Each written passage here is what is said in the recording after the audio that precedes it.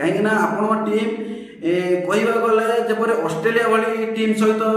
तुलना कर बांग्लादेश सहित तुलना करने को भी लोक पछुना जेजेसीसी को मुझे आज एपिसोड पर आज एपिसोड सरला पर मुझे जेजेसी समस्त प्लेयर जेहेतु आम सीनियर प्लेयर आम सदस्य कथा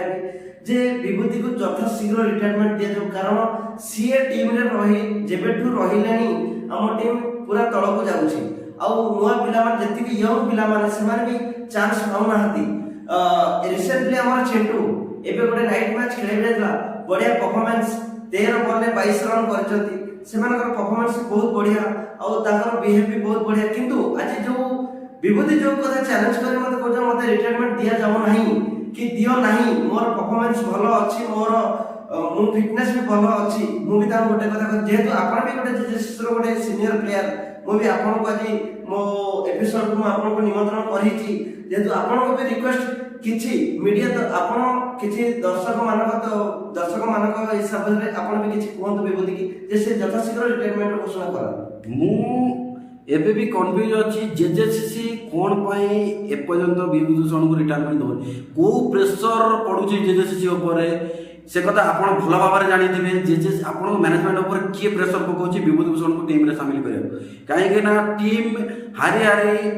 बहुत तल को चली गलानी जेजेसीसी रो ना नो से गोटे ब्रांड टीम वर्तमान से गुणा कोया गले बहुत लो स्टैंडर्ड हे गलानी आपण जानी जेजेसीसी रो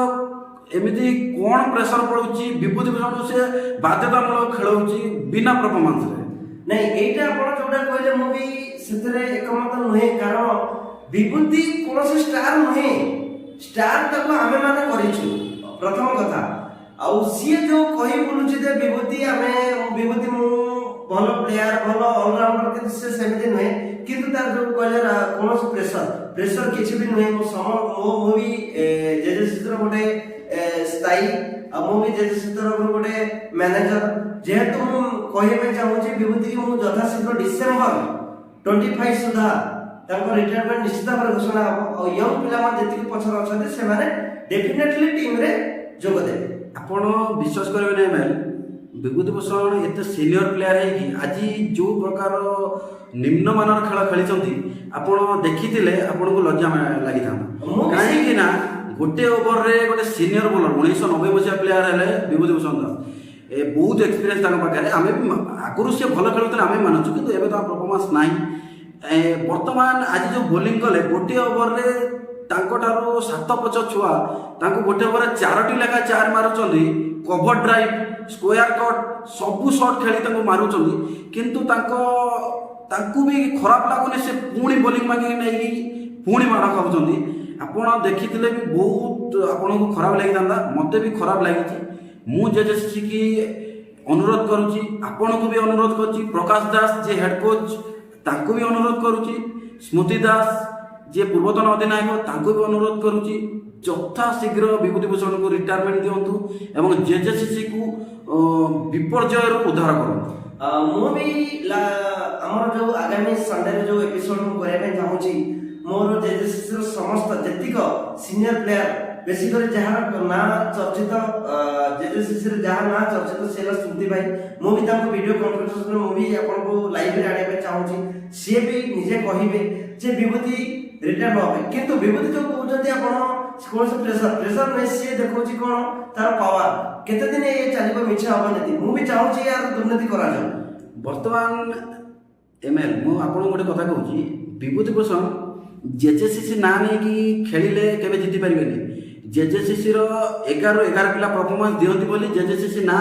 एपर्यंत उठी तापर भगवान भी हम टीम को सबले साथ दियन किंतु जेजेसीसी ना नहीं कि वर्तमान विभूति जो तांको ना नहीं कि जो अलग टीम रे नहीं कि खेलौची सेटा माने जेजेसीसी से भाबुची ना दे देले मो टीम जीति जीवो आग भली किंतु जेजेसीसी ना बहुत तलू जाची बेंगलोर ऊपर जेजेसीसी रो बहुत पराजय मु देखि साइलिनी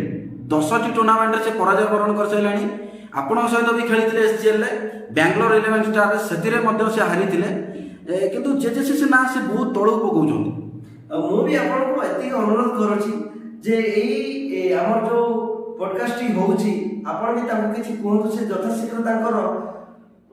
ଅବସର ଘୋଷଣା କରନ୍ତୁ। ମୁଁ ବିଭୂତି ଭୂଷଣଙ୍କୁ ରିକ୍ୱେଷ୍ଟ କରୁଛି, ଆପଣଙ୍କର ଏଜ୍ ହେଇଗଲାଣି, ଆପଣ ବର୍ତ୍ତମାନ ଫ୍ୟାମିଲି ସହିତ ଟାଇମ୍ ଦିଅନ୍ତୁ, ଆପଣ ଏ ଖେଳକୁଦ ଛାଡ଼ି ଦିଅନ୍ତୁ। ଆପଣଙ୍କ ଦ୍ୱାରା ହେଉନି ଏ ଖେଳକୁଦ, ବର୍ତ୍ତମାନ ଆପଣ ପରଫର୍ମାନ୍ସ ପୁରା ଜିରୋ।